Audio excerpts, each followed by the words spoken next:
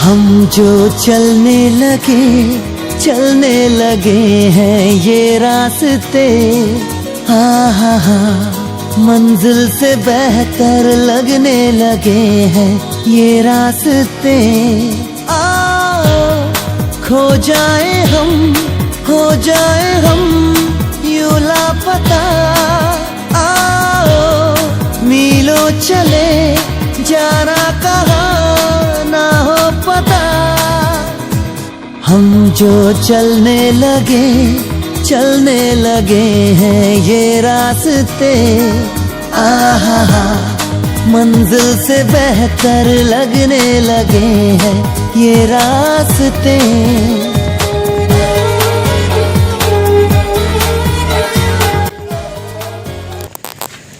মা বাবা আর ঋষিতা ওদিকে ট্রেনে উঠে পড়েছে আর আমিও ব্যাগপত্র নিয়ে বেরিয়ে পড়েছি। তো এখন আমি শিয়ালদা, বাবা অন্ধকার হয়ে গেল পুরো মুখটা। ওয়াও! সন্ধ্যে 7:30টার সময় এরকম একটা ফাঁকা ট্রেন পেয়ে নিজেকে এক্সট্রিম লাকি ভাবতে ভাবতে আমি পৌঁছে গেলাম শিয়ালদাতে। কিছুক্ষণ অপেক্ষা করতেই এসে গেছে আমার টিমের বাকি মেম্বাররা। শুরু করেছিলাম, আমার টিমের বাকি সদস্যরা এসে গেছে। আজকে আমি হচ্ছে ট্যুর গাইড এদের। চলুন আপনাদের যাত্রা গন্তব্য শুরু করা যাক। ঠিকঠাক এসছো? ভিড় ছিল? হাওড়া মেট্রো, হাওড়া না, এটা শিয়ালদা মেট্রো, মানে হাওড়া যাব আমরা। এই যে মা, এই ইস্যু কই, এই যে ইস্যু আর এই যে বাবা ঘুরে বেড়াচ্ছে, কোনো পাত্তা নেই। যাই হোক, আমরা খুব এক্সাইটেড সবাই। আমরা প্রথমবার হাওড়াতে যাব মেট্রোয় করে। হ্যাঁ, আজকে আমি এদের পুরো ট্যুরটারই গাইড। আমি শুধু আজকের এই মুহূর্তে না, পুরো ট্যুরটাই গাইড। ট্যুর ভালো হলে আমরা রেটিং দেবো। ইয়েস, এরপর আমি প্ল্যান করবো আরো ট্যুর। এরপর গঙ্গার নিচের নীল আলো দেখতে দেখতে মেট্রোয় করে পৌঁছে গেলাম আমার টিম মেম্বারদেরকে নিয়ে সোজা হাওড়া স্টেশনে। শিয়ালদা স্টেশন থেকে হাওড়া স্টেশন যেন তুড়ি মেরে পৌঁছে গেলাম। কি ইজি ব্যাপার। আমাদের ট্রেন দিয়ে দিয়েছে নভেম্বরে, এখনো 1 ঘন্টা বাকি। এখন বাজে 10:36। আমাদের ট্রেন ছাড়বে 11:30। ট্রেন এখনো দেয়নি, তাও আমরা স্টেশনের প্ল্যাটফর্মের দিকে আসলাম। শোনা যাবে না? শোনা যাবে, আমার গলা অনেক বেশি। I am so excited. এই যে বাবা আর এই যে ঈশিতা, আমরা এখন ট্রেনের টাইমটা নিয়ে যে টেনশনে পড়ে গেছি। খেতে পারছি না। ও ভাই যাবে, আমরা খেয়ে নিয়েছি, খাওয়ার ভিডিও করতে পারিনি, ঘোরার আনন্দে ভিডিও করা হয়নি। আমরা ট্রেনে উঠে গেছি, ট্রেনে উঠে সিট নিয়ে বসে পড়েছি। এই যে এখানে মা আর ওই যে বাবা। মাত্র 3.5 ঘন্টার জার্নিতে ঘুমোতে ঘুমোতে আমরা পৌঁছে গেছিলাম ধানবাদে নেমেই আমরা ছিলাম রেলেরই রিটায়ারিং রুমে। এখানে তোমরা রুম পেয়ে যাবে। অফলাইন বুকের থেকে অনলাইন বুক করে আসাটাই বেটার বলে আমার মনে হয়েছে। আমরা অনলাইন বুক করেই এসেছিলাম। ট্রেনের পিএনআর নাম্বার দিয়ে বুক করতে হয়। আর রুমগুলো সত্যিই ভালো ছিল। আর এই হলো সেই রুম। এই যে আমরা এখানে রেডি হয়ে একটু ঢং করছিলাম। এরপর আমরা বাইরে বেরিয়ে, মানে ধানবাদ স্টেশনের বাইরেই একটা গাড়ি বুক করে নিয়েছিলাম, 4 চাকা গাড়ি। এছাড়া অটোও বুক করে নিতে পারো তোমরা। এই গাড়িটা করেই আজকে আমরা সারাদিন ঘুরবো। এই পেছনে বাবা মা ঋষিতা রয়েছে আর এখানে আমি। ব্যাস দুগ্গা দুগ্গা বলে আমরা রওনা দিয়ে দিলাম আমাদের প্রথম গন্তব্য, যেটা যেতে যেতে রাস্তাতেই পড়বে। সেটা হলো কয়লা খাদান। কয়লা খাদানের চারদিকেই খালি ধোঁয়া আর ধোঁয়া। এমনকি নর্মাল হাটের রাস্তা দিয়েও সেখান দিয়ে ধোঁয়া বেরোচ্ছিল, যেন মনে হচ্ছিলো এক্ষুনি বোধহয় কিছু একটা ফেটে বেরিয়ে আসবে। মনের মধ্যে ভয়ও ছিল এক্সাইটমেন্টও। আর এই জায়গাটা জাস্ট অসাধারণ ছিল। মানে লোকে খাদান দেখতে সিনেমা হলে চলে গেছে, আমি খাদান দেখতে খাদানেই পৌঁছে গেছি। মনে হচ্ছিলো এখানে এখনই আমি শাড়ির আঁচলটা উড়িয়ে দেবো আর কেউ আমার জন্য গাইবে কিশোরী কিশোরী। যাই হোক, এরপর আমাদের গন্তব্য ছিল ভাতিন্ডা ওয়াটারফলস। এই প্রথম আমি চোখের সামনে ঝর্ণা দেখতে চলেছি। ঝর্ণা, এই ঝর্ণা দেখে আমি তো মুগ্ধ। সত্যি প্রকৃতি কত সুন্দর। আমরা সবাই এখানে হাত ধরাধরি করে নেমে পৌঁছে গেছি ঝর্ণার একদম কাছ থেকে ঝর্ণাটা দেখতে আরও বেশি ভালো লাগছিল। তার মধ্যে যেহেতু আমরা অনেক ভোর পৌঁছে গেছিলাম, সেই জন্য জায়গাটা খুব ফাঁকা ছিল, তাই খুব সুন্দরভাবে আমরা উপভোগ করতে পেরেছি। এবার তোমরা শুনে নাও ঝর্ণার গর্জনটা।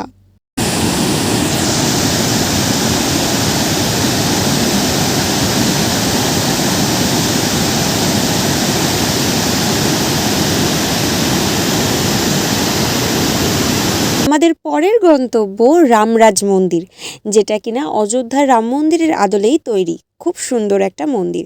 আর গাড়িতে এখানে সবাই ঘুমিয়ে পড়েছে, এখানে বাবা ঘুমিয়ে পড়েছে, এদিকে ঈশিতাও ঘুমিয়ে পড়েছে, জেগেছিলাম আমি আর মা। আর আমি কেন ঘুমাইনি জানো? ওয়েট দেখো তাহলে। রাস্তার ধারে দুপাশে কাশফুল দেখতে পাচ্ছ, আর এত সুন্দর একটা রাস্তা, এইগুলো ছেড়ে কি ঘুম পায়? চারদিকে একটা পুজো পুজো গন্ধ। বাতিন্ডা ওয়াটারফলস দেখে আমরা চলে এসেছি রামরাজ মন্দিরে। আর এই মেয়েটা একটা দীর্ঘ টানা ঘুম দিয়ে দিল, সারা রাস্তা ঘুমাচ্ছে, ওটা সারা রাস্তা ঘুমালো, মনে সারা রাস্তাগুলো এত সুন্দর, মানে কিছু দেখলোই না। দেখেছি রাস্তাগুলো, ফালতু কথা বলিস না। সারা রাস্তা ঘুমিয়েছি, আমি তুলে রেখেছি ভিডিও, ডোন্ট ওয়ারি। আচ্ছা, তো মন্দিরটা দেখাই, মন্দিরটা খুব সুন্দর। உண்டல் வண்ணனை கோவலனாய் வெண்ணை உண்டவாயனின் உள்ளங்கவர்ந்தானே கொண்டல் வண்ணனை கோவலனாய் வெண்ணை உண்டவாயனின் உள்ளங்கவர்ந்தானே அண்ட குணடி அரங்கனின் நமுதினை அண்ட குணடி அரங்கனின் நமுதினை கண்ண கண்கள் மற்றொன்றினை காணாவே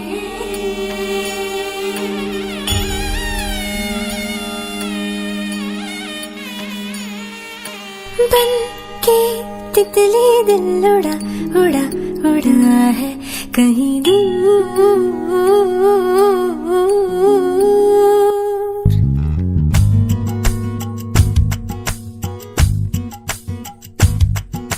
बन के तितली दिल उड़ा उड़ा उड़ा है कहीं दूर।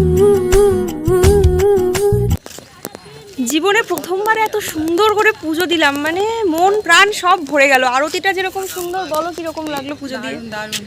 আমি জীবনে আমাদের ওয়েস্ট বেঙ্গলে আমি আজ অব্দি যত মন্দিরে গেছি এরকমভাবে মন্ত্র বলে, মানে পুজোর আরতিটাও যত সুন্দর করে হলো, যেভাবে পুরোহিতরা নিজেরা পুজো করলো, আমি দেখিনি কোথাও, জাস্ট অসাধারণ লাগলো। এখানে একটা দোকানে আমরা বসেছি একটু চা পানি খেতে, মানে জয় বজরংবলী, বাড়ি থেকে তো সব নিয়েই এসেছি। ঈশিতা সারা ধানবাদে কোথাও লাল চা খুঁজে পাচ্ছে না, সেই জন্য পাগল হয়ে যাচ্ছে। ওর জন্য স্পেশালি লাল চা বানানো হচ্ছে, এবং যেহেতু একটা বানানো হবে না, আজকে আমি বাধ্য হয়ে লাল চা ওর জন্য খাবো। ও আমাকে আস্তে আস্তে চাকর বানিয়ে ফেলবে, আমাকে, আমি বুঝতে পারছি, আস্তে আস্তে আমাকে বানিয়ে ফেলবে।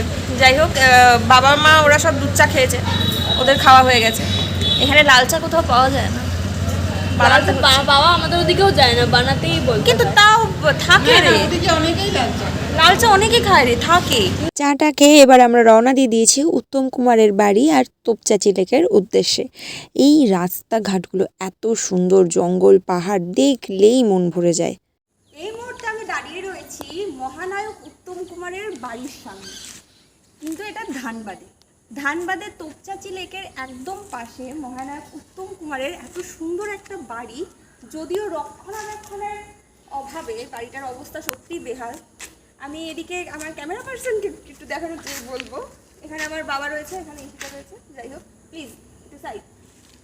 এখানে রয়েছে মহানায়ক উত্তম কুমারের গাড়ির গ্যারেজ, একটু কাছে আসো, ক্যামেরা পার্সন একটু কাছে। ওই যে ওখানে হচ্ছে গাড়ির গ্যারেজ, সেটা শ্যাওলা করে নষ্ট হয়ে গেছে, কতটা রক্ষণাবেক্ষণের অভাব।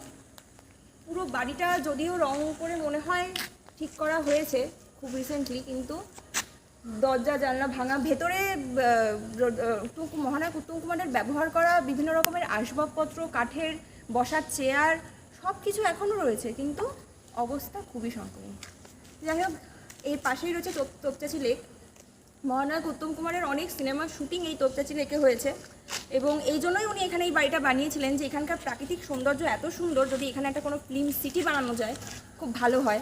কিন্তু সেই আশা কোথাও গিয়ে হয়তো এখন অবধি পূরণ হয়নি, বা মহানায়ক উত্তম কুমার তো আমাদের মাঝখানে নেই আর। তো এই জায়গাটা সত্যিই সুন্দর, খুব ভালো লাগলো এসে।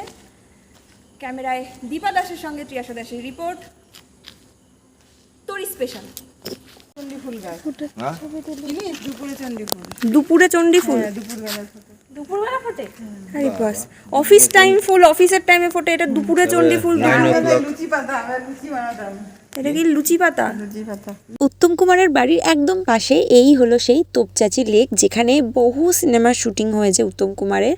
তাছাড়াও ওই যে দূরে, ওইটা হলো পরেশনাথ পাহাড়, যেটা সবসময় মেঘে ঢাকা থাকে, সাদা হয়ে থাকে।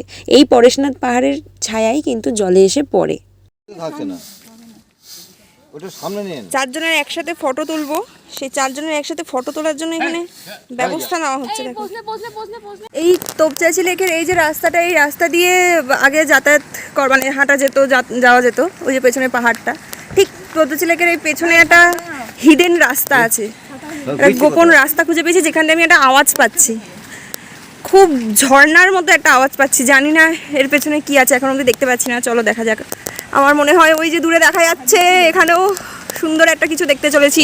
চলো গাইস, দেখো ওয়াও! আবিষ্কার করতে করতে কি যে আবিষ্কার করছি প্রকৃতির। এটা কিন্তু ঝর্ণা নয়, এটা হচ্ছে ড্যাম। বাঁধে জল ছেড়েছে, সেই জলটা ওই যে দূরে বাঁধ দেখা যায়।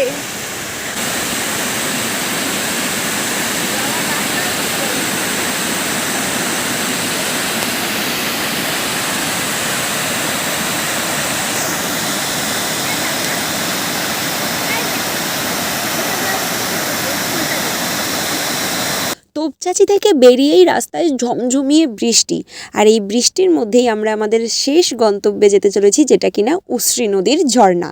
তো চলো যাওয়া যাক উশ্রীতে। উশ্রী নদীর ঝর্ণা দেখতে যাব। দিনটা বড় বিশ্রী। শুনছো বজ্রের শব্দ? শ্রাবণ মাসের বাদলা। উশ্রীতে বান নেমেছে, জলের স্রোত বড় দুরন্ত, অবিশ্রান্ত ছুটে চলেছে। অনন্ত, এসো একসঙ্গে যাত্রা করা যাক। আমাদের 2 দিন মাত্র ছুটি। ছোটবেলায় রবীন্দ্রনাথ ঠাকুরের সহজপাঠ বইতে পড়েছিলাম উশ্রী নদীর ঝর্ণা।